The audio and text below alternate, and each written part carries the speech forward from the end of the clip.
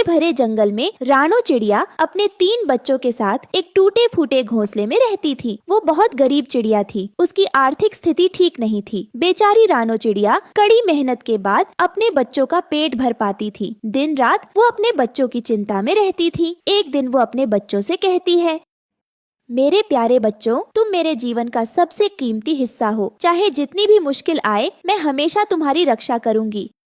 हाँ माँ, हमें पता है कि आप हमसे बहुत प्यार करती हैं, इसलिए तो हम बेफिक्र होकर जीते हैं। लेकिन माँ, हमें भूख लगी है। बस थोड़ी देर मेरे बच्चों, मैं अभी तुम्हारे लिए स्वादिष्ट खाना लेकर आती हूँ। लेकिन याद रखना, मैं जब तक वापस नहीं आऊँ, तुम घोंसले से बाहर मत निकलना, समझे बच्चों? हाँ, समझ गए माँ। लेकिन उस जंगल में सब कुछ इतना शांत और सुरक्षित नहीं था। उस जंगल में गोरी कौवी और कालू कौवा रहते थे, जो स्वभाव से ही दुष्ट और बहुत चालाक थे। वो हमेशा छोटे और कमजोर पक्षी का शिकार करने की ताक में रहते थे और वो उन पक्षियों को बहुत ज्यादा परेशान करते थे। एक दिन गोरी कौवी अपने पति कालू कौवे से कहती है, देखो कालू, रानो चिड़िया ने फिर से नए चूजे पैदा किए हैं। हमेशा की तरह उनकी देखभाल में दिन भर लगी रहती है। तो क्यों ना हम उसकी मेहनत का फल खा जाए? चूजे तो बड़े ही मजेदार लग रहे हैं। हाँ, ठीक कहा कालू तुमने, लेकिन वो रानो चिड़िया आसानी से हार मानने वाली नहीं है। हमें सही मौके का इंतजार करना होगा। हाँ गोरी कौवी, तुमने बिल्कुल सही कहा। आज तो वैसे भी तूफान भी आने वाला है। यही हमारा सबसे अच्छा मौका है। जब वो रानो चिड़िया घबराई हुई और परेशान होगी, तब हम उसके घोंसले पर हमला कर देंगे। फिर अगले दिन रानो चिड़िया अपने बच्चों से विदा लेकर भोजन ढूंढने निकलती है। मेरे बच्चों, मैं जल्दी वापस आऊंगी। ध्यान रहे, घोंसले से बाहर मत निकलना जब तक मैं भोजन लेकर वापस ना आ जाऊं। ठीक है माँ।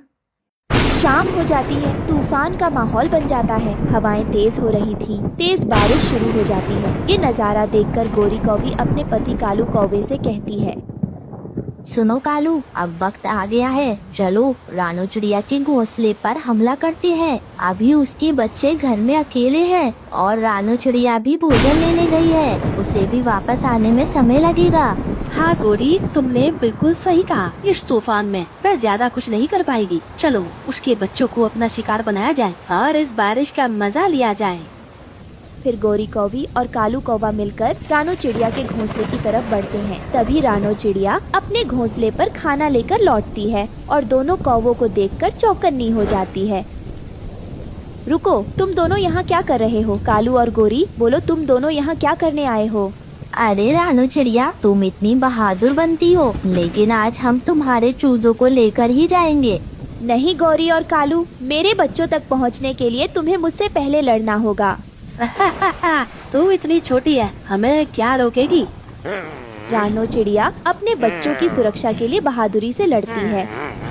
डरो मत मेरे बच्चों, मैं यहाँ हूँ। मैं तुम्हारी हिफाजत करूँगी। रानो चिड़िया, तुम्हारी ये हिम्मत हमें नहीं रोक पाएगी। नहीं गौरी कौवी, तुम गलत हो। जब तक मेरी सांसें हैं, मैं अपने बच्चों को बचाऊंगी और तुम दोनों दुष्ट पति पत्नी को तुम्हारे बुरे कर्मों की सजा जरूर दूंगी। रानो चिड़िया अपनी चोंच और पंखों से गोरी कौवी और कालू कौवा पर हमला करती है। तेज बारिश और हवाओं के बीच रानो चिड़िया का साहस दोनों कौवों को डराने लगता है। कालू, यहाँ से चलो। ये रानो चिड़िया तो पागल हो गई है। हाँ, यहाँ रहना खतरे से खाली नहीं है। गोरी कौवी और कालू कौवा हार मानकर वहाँ से भाग जाते हैं। तूफान के बाद जंगल के पक्षी रानो चिड़िया की बहादुरी की प्रशंसा करने उसके घोंसले के पास आते हैं। रानो चिड़िया, तुमने आज साबित कर दिया कि एक माँ के लिए उसका परिवार सबसे महत्वपूर्ण होता है। तुम्हारा साहस और बलिदान हमेशा याद रखा जाएगा। रानो चिड़िया ने मुस्कुराते हुए अपने घोंसले में झांका, जहां उसके नन्हे चूजे सुरक्षित और खुश थे। उसने उन्हें अपनी ममता से सहलाया और कहा, मेरे बच्चों, हमेशा याद रखना कि माँ का प्यार और उसकी रक्षा दुनिया की सबसे बड़ी ताकत होती है। हम समझ गए माँ, तुम सबसे बहादुर हो। मेरे प्यारे बच्चों, ऐसी कोई बात नहीं है। ये सब तो तुम्हारी प्यार की वजह से हुआ है। तुम जानते हो, एक माँ अपने बच्चों की रक्षा के लिए किसी से भी लड़ सकती है। यही तो माँ की ममता कहलाती है। इस कहानी से हमें यह सीख मिलती है कि ममता और प्यार की ताकत के आगे कोई भी बाधा टिक नहीं सकती। एक माँ के प्यार में बलिदान और साहस की अपार शक्ति होती है, जो उसे किसी भी खतरे का सामना करने के लिए तैयार कर देती है। एक बार की बात है, एक जंगल में रानो नाम की चिड़िया गन्ने की खेती किया करती थी और वो उस गन्ने की खेती से ही अपना घर चलाती थी और उस गन्ने की फसल को मील के मालिक को बेच दिया करती थी, जिससे कि उस रानो चिड़िया के गन्ने की चीनी बनती थी और रानो चिड़िया को इसके बदले में बहुत ही अच्छा पैसा मिलता था। रानो चिड़िया ने अपने गन्ने के कारोबार से बहुत ही अच्छा पैसा कमा लिया था और रानो चिड़िया को किसी भी चीज की कमी नहीं थी। एक दिन रानो चिड़िया अपने खेत में गन्ने काट रही थी और गन्ने काटने के बाद रानो चिड़िया बेचारी बहुत ज्यादा थक जाती है, जिसके बाद वो थक हार कर आराम से बैठ जाती है। आज पता नहीं क्यों इतनी जल्दी थक गई। रोज तो मैं बहुत सारे गन्ने काट दिया करती थी, लेकिन आज थकान महसूस हो रही है। बेचारी रानो आराम से बैठ जाती है। तभी थोड़ी देर बाद कालू कौवा वहाँ आता है। अरे बहन रानो चिड़िया, मुझे कुछ पैसे उधार दे दो, मुझे बहुत ज्यादा जरूरत है पैसों की। मुझे किसी काम से बाहर जाना है, इसलिए मैं तुम्हारे पास आया हूँ। मैं जल्दी ही तुम्हारे सारे पैसे तुम्हें वापस कर दूंगा। ये सुनकर रानो चिड़िया कालू कौवे से कहती है, कालू भाई, तुम फिर से मेरे पास पैसे मांगने आ गए। पूरे 2 साल होने को आए हैं, लेकिन तुमने एक भी रुपया मेरा वापस नहीं किया, इसलिए मैं तुम्हें अब पैसे नहीं दूंगी। तुम चुपचाप यहाँ से चले जाओ, वरना मैं दूसरे पक्षियों को बुला लूंगी। इतना सुनकर कालू कौवा गुस्से में अपने घर चला जाता है और अपने आप से कहता है, अगर आज मेरे पास पैसे होते तो मुझे रानो चिड़िया के पास इस तरह पैसे मांगने जाना नहीं पड़ता, और ना ही वो रानो चिड़िया मेरी इतनी बेइज्जती करती। उसने मेरे साथ बहुत बुरा किया है, उसे इस सब का फल भुगतना पड़ेगा। मैं उसको जरूर सबक सिखाऊंगा। अगर मैंने उसे सबक नहीं सिखाया तो मेरा नाम कालू कौवा नहीं।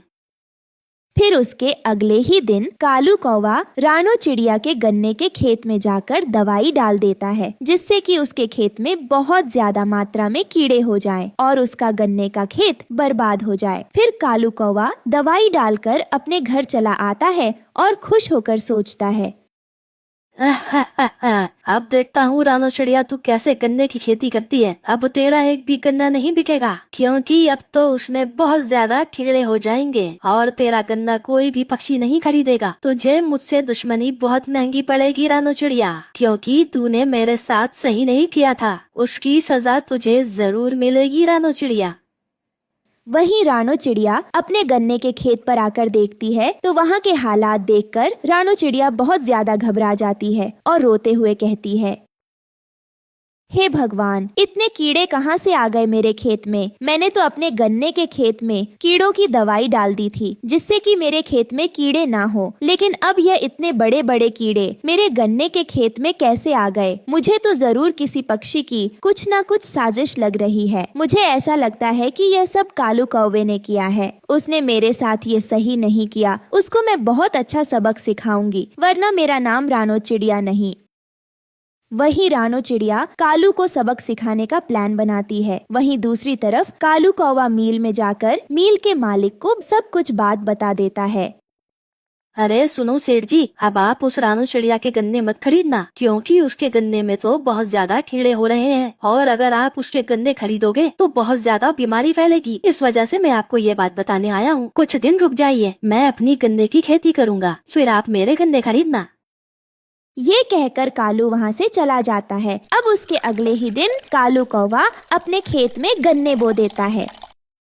चलो भाई, कम से कम मैंने गन्ने तो बो दिए। अब बस इनका इंतजार करना है कि कब ये बड़े होंगे और कब मैं इन गन्नों को मिल के मालिक को दूंगा। रानो चिड़िया ने बहुत खेती कर ली, अब कालू कौवा जंगल में खेती करेगा। उस रानो चिड़िया को खेती करनी आई भी है क्या, जो वो खेती करने चली थी? मैं दिखाऊंगा कि कैसे होती है गन्ने की खेती।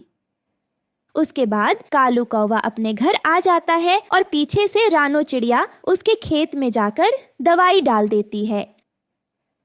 कालू, तूने मेरे साथ अच्छा नहीं किया था। तूने मेरा रोजगार मुझसे छीन लिया। अब मैं तेरी गन्ने की खेती भी नहीं होने दूंगी। इस दवाई से तो तेरी खेती ऊपर ही नहीं उगेगी। तेरे गन्ने ऐसे के ऐसे ही रहेंगे। अब तेरा गन्ना नहीं उगेगा।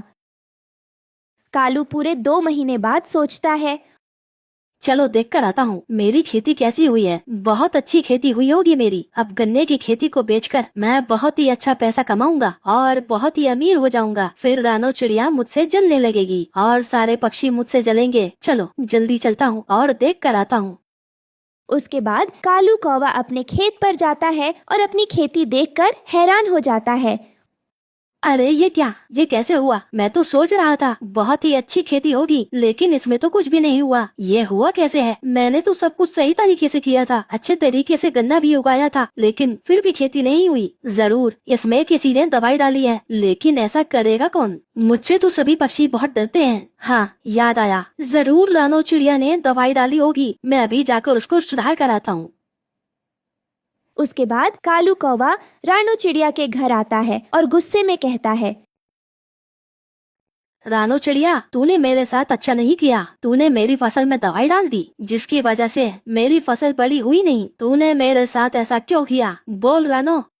तुम्हारी वजह से मेरा बहुत नुकसान हुआ था। अब इसीलिए मैंने तुम्हें सबक सिखाने के लिए तुम्हारी फसल में दवाई डाल दी। अगर तुम मेरी फसल में दवाई नहीं डालते और ना ही इतना सब कुछ होता। जब तुमने मेरे गन्ने के खेत में दवाई डाली तो मैंने भी तुम्हारे खेत में दवाई डाल दी, इसलिए हिसाब बराबर। अब चुपचाप यहाँ से चले जाओ, वरना बहुत बुरा हो जाएगा। ये सब सुनकर कालू कौवा मुंह लटकाए हुए वहाँ से चला जाता है और रानो चिड़िया दोबारा से अपने गन्ने की खेती करती है और मील के मालिक को बेचती है और रानो चिड़िया को इसके बदले में अच्छी रकम मिलती है। अब रानो चिड़िया खुशी खुशी अपने गन्ने की खेती करने लगती है। एक बार की बात है, एक जंगल में एक राजा तोताराम रहा करता था। उसने एक विदेशी तोती से शादी की थी। उस राजा का एक छोटा सा बच्चा भी था जिसका नाम गोल्डी था। वो बच्चा बहुत ज्यादा शरारती था और वो बच्चा बहुत ज्यादा जिद्दी भी था। एक दिन वो एक बात की जिद पकड़ लेता है। पापा, आज मैं बाहर घूमने जाऊंगा। मैं आज तक बाहर जंगल को देखने भी नहीं गया और ना ही आपने मुझे कभी जाने दिया, लेकिन आज तो मैं अपना सारा जंगल देख कर आऊंगा।